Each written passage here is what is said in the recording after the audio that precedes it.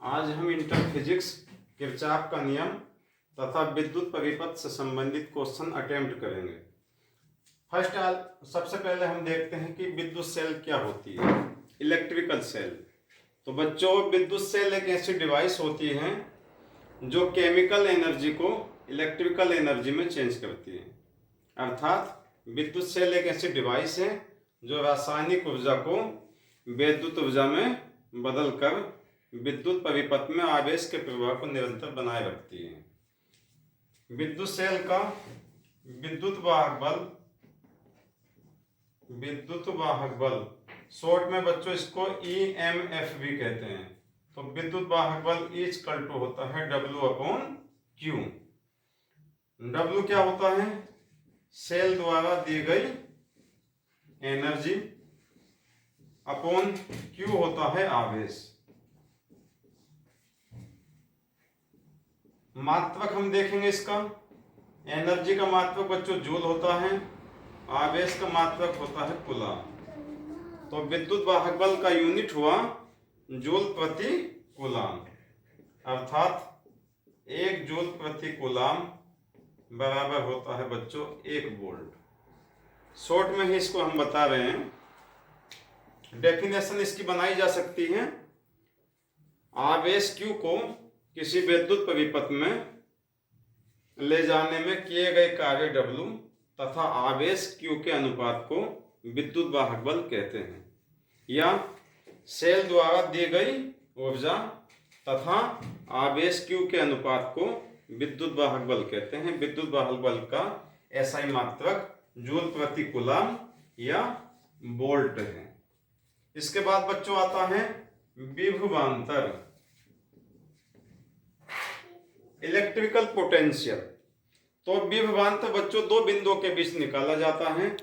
आवेश Q को किसी विद्युत परिपथ में एक बिंदु से दूसरे बिंदु तक ले जाने में किए गए कार्य या सेल द्वारा दी गई एनर्जी W तथा आवेश Q के अनुपात को उन 2 बिंदुओं के बीच विभवांतर कहते हैं। We have considered 2 points A and B।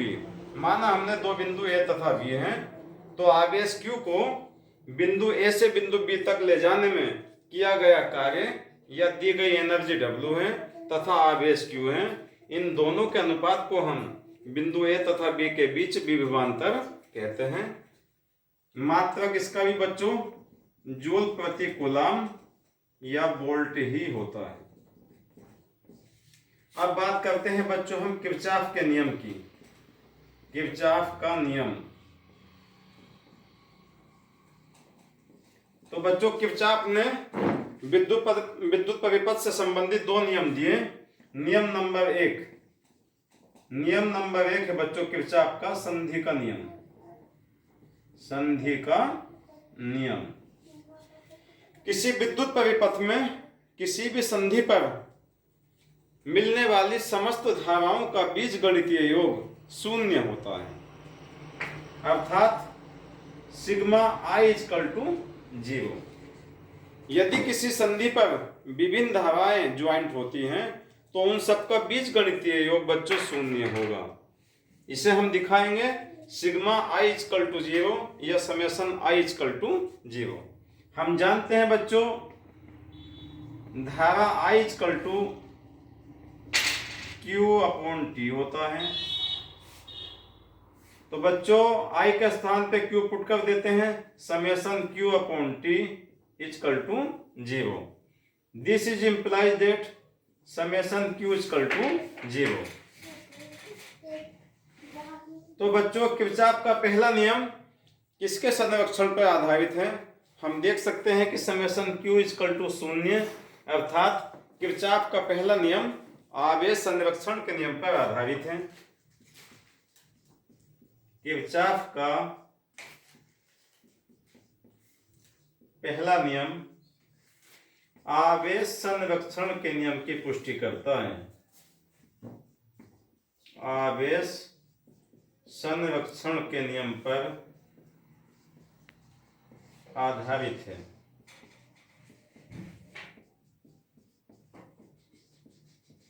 इसी प्रकार बच्चों अब देखते हैं किरचॉफ का द्वितीय नियम।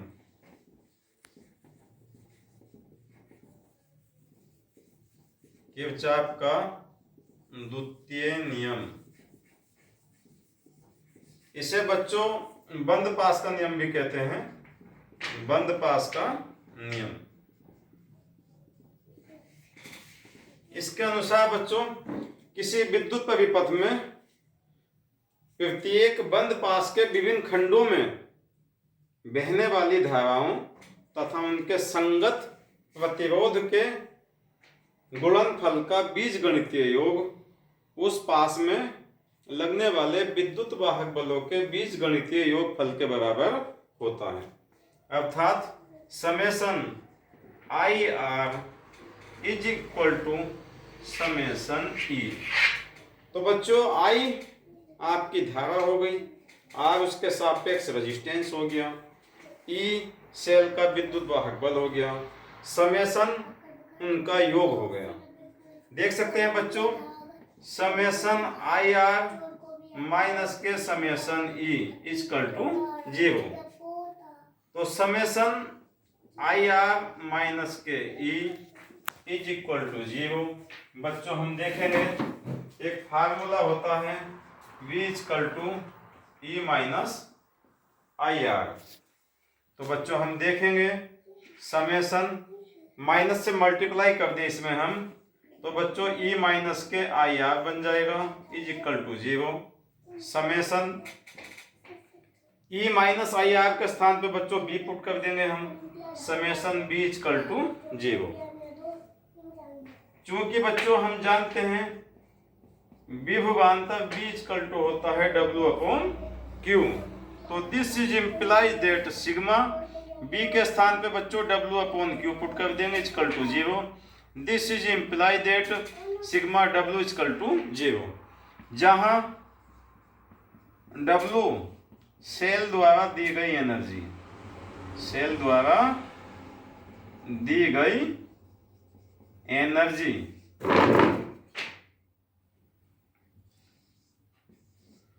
तो स्टूडेंट्स क्या देखा हमने, किरचॉफ का द्वितीय नियम ऊर्जा संरक्षण के नियम पर आधारित है।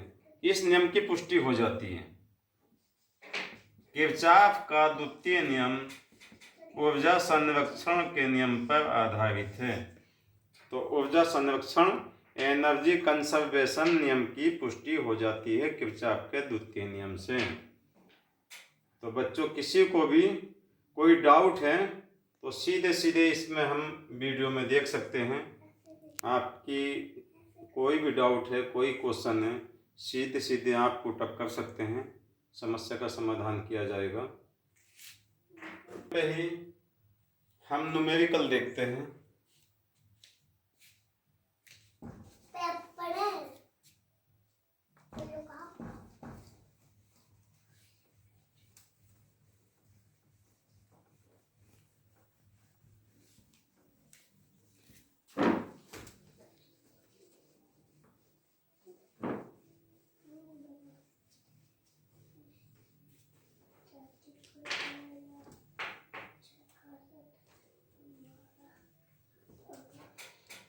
तो स्टूडेंट इंटर फिजिक्स किरचॉफ के नियम पर आधारित कुछ न्यूमेरिकल देखते हैं जो कंपटीशन में अक्सर पूछे जाते हैं।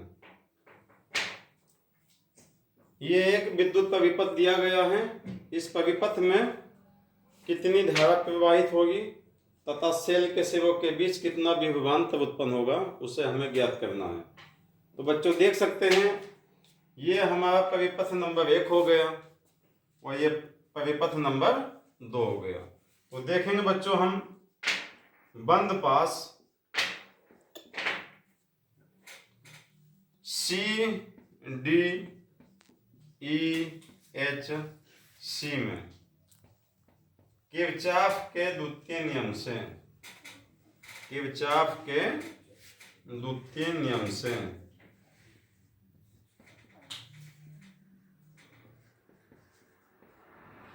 किरचॉफ का द्वितीय नियम बच्चों सब जानते ही हैं आप लोग, sigma I R equal to sigma E. देखेंगे बच्चों यह सेल है जिसका विद्युत वाहक बल 1.5 वोल्ट, ये दूसरा सेल है जिसका विद्युत वाहक बल 1.5 वोल्ट। ये सेल का निगेटिव टर्मिनल है। इस निगेटिव टर्मिनल का संबंध बच्चों दूसरे सेल के निगेटिव से है। पॉजिटिव टर्मिनल का संबंध बच्चों पॉजिटिव से है, अर्थात दोनों सेलों की सेम कंडीशन है बच्चों। तो जब बच्चों निगेटिव से जुड़ा होता है, पॉजिटिव से जुड़ा होता है, तो बच्चों उनके विद्युत वाहक बल आपस में घटा दिए जाते हैं।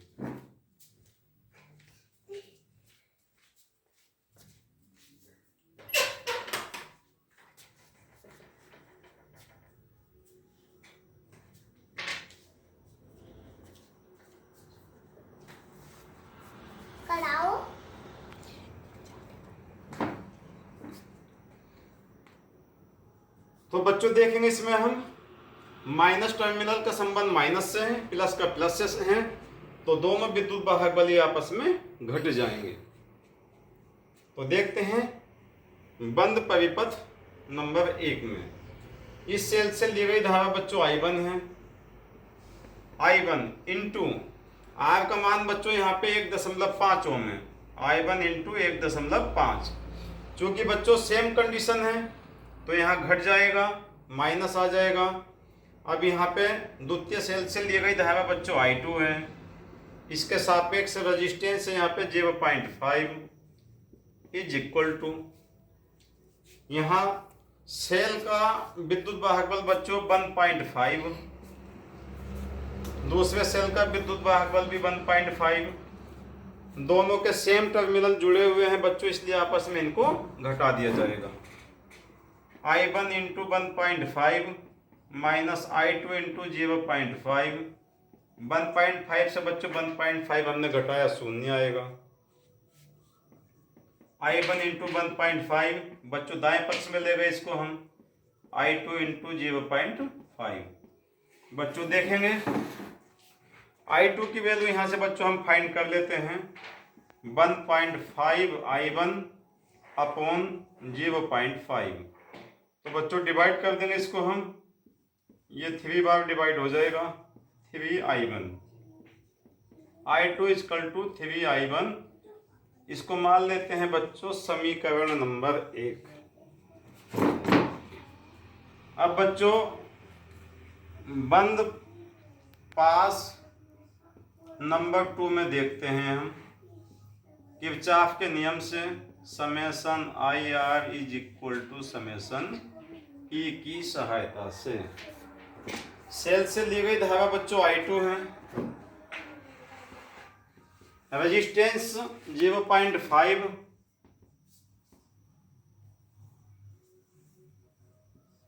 अब बच्चों यहां देखेंगे I1 भी बिंदु F पे आ गई, I2 भी बिंदु F पे आ गई, तो बिंदु F पे धाराओं का योग हो गया I1 प्लस I2। डायरेक्शन हो गई बच्चों अपोजिट डायरेक्शन में बच्चों जुड़ जाएगा I1 प्लस I2 इंटू संगत रेजिस्टेंस बच्चों यहाँ पे 1 ओम है, इंटू में आ जाएगा बच्चों 1 इज इक्वल टू सेल का विद्युत वाहक बल बच्चों 1.5 बराबर 1.5। तो बच्चों देख सकते हैं यहाँ से 0.5 I2 प्लस 1 के अंदर मल्टीप्लाई करेंगे बच्चों तो I1 प्लस I2 ही आएगा बराबर 1.5। बच्चों I2 0.5 I2 ऐड हो जाएगा, 1.5 I2 हो जाएगा plus I1 is equal to 1.5। समीकरण 1 से बच्चों,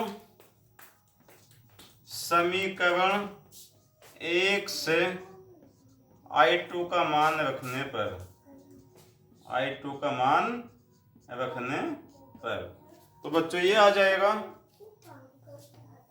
1.5 इंटू I2 का मान रखेंगे बच्चों हम समीकरण 1 से 3I1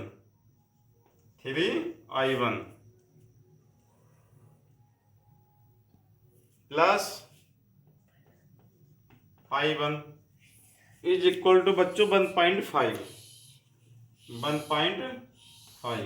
तो बच्चों मल्टीप्लाई कर लेते हैं ये 4.5 I1 प्लस के I1 इक्वल टू 1.5। तो बच्चों यहाँ से I1 हम कॉमन करते हैं तो 4.5 प्लस I1 के स्थान पे 1 is equal to 1.5। I1 into 4.5 में 1 जोड़ा हमने 5.5 इक्वल टू 1.5। तो I1 बच्चों आ जाएगा 1.5 अपॉन 5.5। 1 के बाद दशमलव बच्चों ऊपर है, 1 के बाद नीचे है, तो ये कैंसिल हो जाएगा दशमलव। 15 अपॉन 55 बच्चों 3 से डिवाइड कर देते हैं ऊपर नीचे। 3 पंजे बच्चों 15। बच्चों 3 से डिवाइड ना करके 5 से डिवाइड कर देते हैं। 5 या 15 और 11 पंजे 55। तो बच्चों I1 का मान निकल आया हमारे पास 3/11 एम्पियर। बच्चों प्रथम सेल से ली गई धारा I1 हम फाइंड कर चुके हैं, जिसका मान आया है 3/11 एम्पियर। अब बच्चों I1 का मान प्लेस कर देते हैं हम समीकरण 1 में। I1 का मान समीकरण 1 में रखने पर तो बच्चों I2 ज्ञात हो जाएगा। सेल 2 से ली गई धारा I2 बराबर 3 इंटू I1 का मान आया बच्चों 3/11। तो I2 बराबर 3 3 जा 9 अपॉन 11 एम्पियर। तो बच्चों द्वितीय सेल से ली गई धारा I2 का मान आ गया 9/11 एम्पियर। अब दोनों सेलों के बीच हम बच्चों विभव पतन भी देखते हैं, क्या होगा। विभवांतर प्रथम सेल के बीच विभवांतर फाइंड करते हैं बच्चों। सूत्र हम बता चुके थे आप लोगों को, B इक्वल टू होता है E माइनस IR। तो प्रथम सेल के लिए बच्चों यहाँ B1 कर देंगे, E1 कर देंगे, I1 कर देंगे, R1 कर देंगे। तो B1 बराबर E1 का मान बच्चों 1.5 माइनस I1 का मान बच्चों 3/11, R1 का मान बच्चों 1.5 ओम। तो बच्चों B1 इक्वल टू आ जाएगा हमारे पास 1.5 माइनस 3 की 1.5 की गुणा कर लेते हैं 4.5 अपॉन 11। इसको बच्चों कैलकुलेट कर लेंगे हम।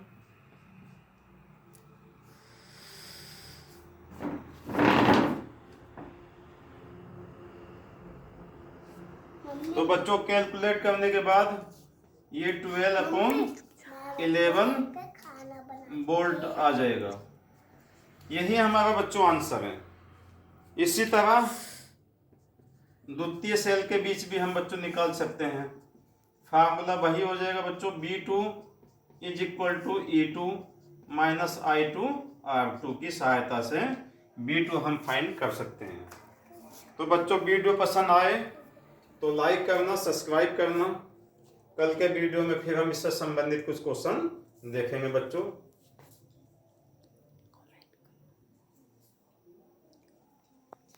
चैनल का नाम बच्चों केसराज एजुकेशन चैनल। इस चैनल पे आपको हमेशा नए नए वीडियो, कंपटीशन के क्वेश्चन समाधान के साथ मिलेंगे। जय हिंद, जय भारत।